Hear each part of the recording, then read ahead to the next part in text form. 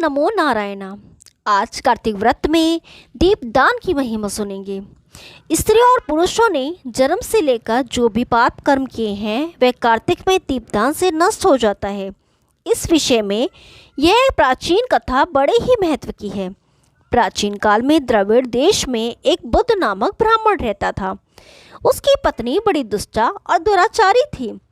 उसके संग दोष से पति के आयु क्षीण होकर वह मृत्यु को प्राप्त हो गया। पति के मर जाने पर भी वह उसी घृणित काम में लगी रही। लोक निंदा से उसे तनिक भी लज्जा नहीं आती थी। उसके न कोई पुत्र था और न भाई था। वह सदा भिक्षा के अन्न का भोजन करती थी। वह अपने हाथ से बनाए हुए शुद्ध भोजन को भी न खाकर मांग कर लाए गए बासी भोजन को ही ग्रहण करती थी। तीर्थ यात्रा से भी वह सदा दूर रहती और उसने कभी मंदिर आदि में जाकर कथा प्रवचन भी नहीं सुना था। एक दिन भ्रमण करता हुआ कोई तीर्थयात्री विद्वान ब्राह्मण उसके यहाँ आया। उसका नाम कुत्स था। उस ब्राह्मणी को निंदित कार्यों में लगी देखकर कुत्स ने पूछा, ओ मूढ़ नारी, तू मेरी बात को ध्यान से सुन। यह देह पानी के बुलबुले के समान है। एक दिन इसका नाश होना निश्चित है। इस नित्य शरीर को यदि तू नित्य मानती है तो अपने मन में बैठे हुए इस मोह को विचारपूर्वक त्याग दे। सबसे श्रेष्ठ देवता भगवान विष्णु का चिंतन कर और उन्हीं की लीला कथा को आदरपूर्वक सुन। और जब कार्तिक मास आए तब भगवान दामोदर की प्रसन्नता के लिए स्नान दान आदि करके दीप दान दे। भगवान विष्णु की परिक्रमा करके उन्हें प्रणाम कर। यह व्रत विधवा और सौभाग्यवती सभी स्त्रियों के करने योग्य है। यह सब पापों की शांति और समस्त उपद्रवों का नाश करने वाला है। तो मेरी बात मानकर निश्चय ही कार्तिक मास में दीपदान करने से भगवान विष्णु की कृपा पा लेगी। ऐसा कहकर कुछ ब्राह्मण तो चला गया और वह दुराचारी ब्राह्मणी भी पश्चाताप करती हुई इस निश्चय पर पहुंची कि मैं कार्तिक मास में अवश्य व्रत करूंगी। तदंतर कार्तिक मास आने पर उसने पूरे महीने भर प्राय सूर्योदय काल में स्नान और दीपदान किया। कुछ काल के बाद आयु समाप्त होने पर उसकी मृत्यु हुई। वह स्वर्ग लोक में गई और समय अनुसार उसकी मृत्यु भी हो गई। कार्तिक व्रत में तत्पर होकर जो व्यक्ति दीपदान के इस इतिहास को सुनता है और स्वयं भी दीपदान करता है वह अवश्य ही मोक्ष को प्राप्त होता है। ओम नमो नारायणा। अब कार्तिक मास में सुनी जाने वाली नित्यनेम की कथा सुनते हैं। दो माँ बेटी थी। वह रोजाना नित्यनेम की कहानी कहा करती थी। उसकी बेटी ने कहा, माँ मैं नित्यनेम की कहानी कहूँगी। माँ ने कहा, बेटी तेरी कहानी ससुराल में कौन सुनेगा। उसने जिद की और नित्यनेम की कहानी कहने लगी। उसकी शादी हुई, ससुराल गई तो सबसे कहती, मेरी कहानी सुन लो। सभी कुछ न कुछ बहाना बनाकर टाल देते। कोई कहानी नहीं सुनता तो वह भूखी रहती। एक दिन पड़ोसन बोली, मैं तेरी कहानी सुनूंगी। वह आती कहानी सुनती तो बहू खा लेती। एक दिन ननंद ने अपनी माँ से कहा कि माँ भाभी पड़ोसन के कहने पर तो खाना खा लेती है और हम कहते हैं तो नहीं खाती। माँ ने कहा, उससे मना कर देना। उसने कहा, अच्छा। लड़की ने पड़ोसन से मना किया तो पड़ोसन ने अपने पति से कहा कि उसकी बेटी मना करती है। पति ने कहा कि उसकी माँ मना करे तो मत जाना। अगले दिन सास ने मना कर दी तो पड़ोसन नहीं आई। बहू की कहानी कोई नहीं सुनता तो वह भूखी रहती। ससुर ने पूछा कि बहू कैसी है तो सास ने कहा कि अच्छी है, कामकाज तो कर लेती है मगर कुछ खाती नहीं है। ससुर ने कहा कि बड़े घर की बेटी है, काम करने से थक जाती होगी, इससे काम मत कराया करो। लेकिन वह फिर भी नहीं खाती। धर्मराज का आसन डोल उठा कि इस नगरी में ऐसा कौन है जो भोजन नहीं करता, उसे बुलाओ।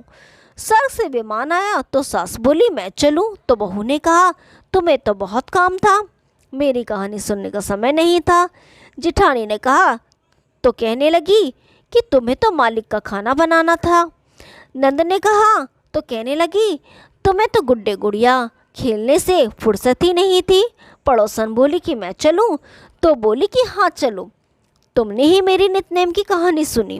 वह अपने मालिक के पास गई। मालिक बोला कि तू तो बड़ी भाग्यवान है, जो जीते जी जा रही है, मरकर तो सभी जाते हैं, वह भी गई।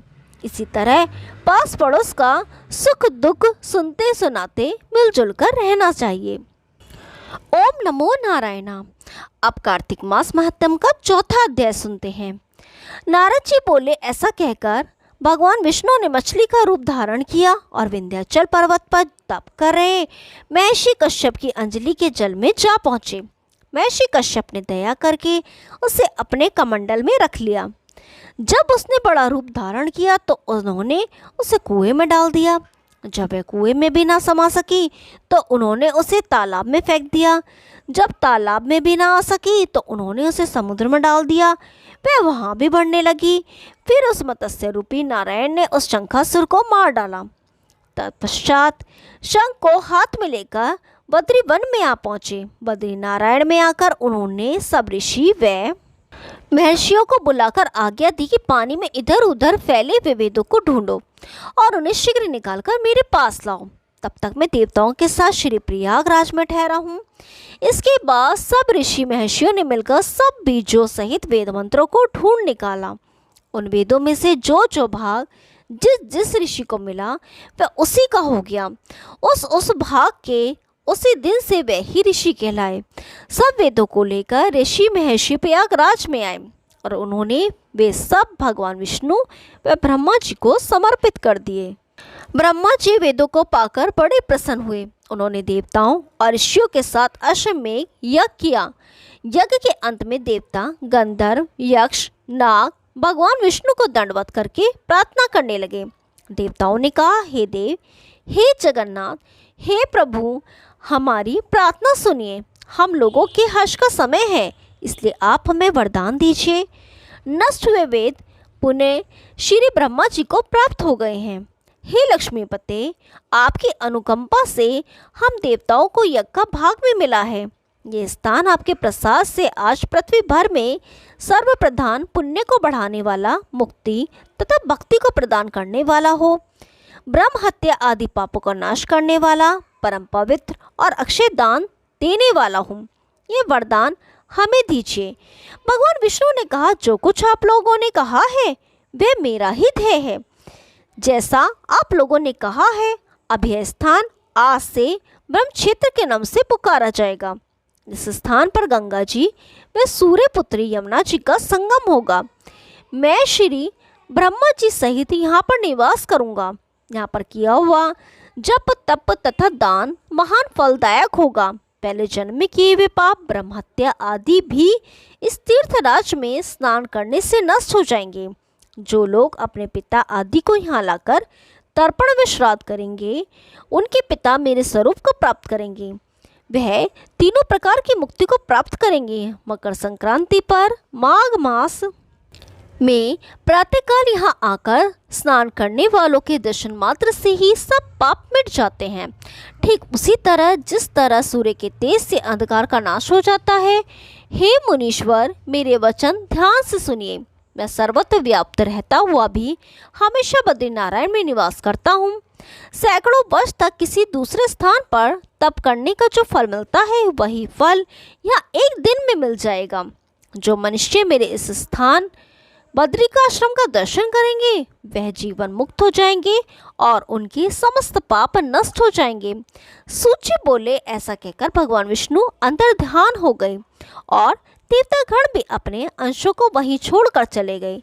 जो मनुष्य इस कथा को श्रद्धापूर्वक कहते व सुनते हैं, वह श्री प्रयागराज व बद्रिकाश्रम जाने व स्नान करने के समान फल प्राप्त करते हैं। ओम नमो नारायण। आगे का भाग कल सुनेंगे। तब तक के लिए नमस्कार।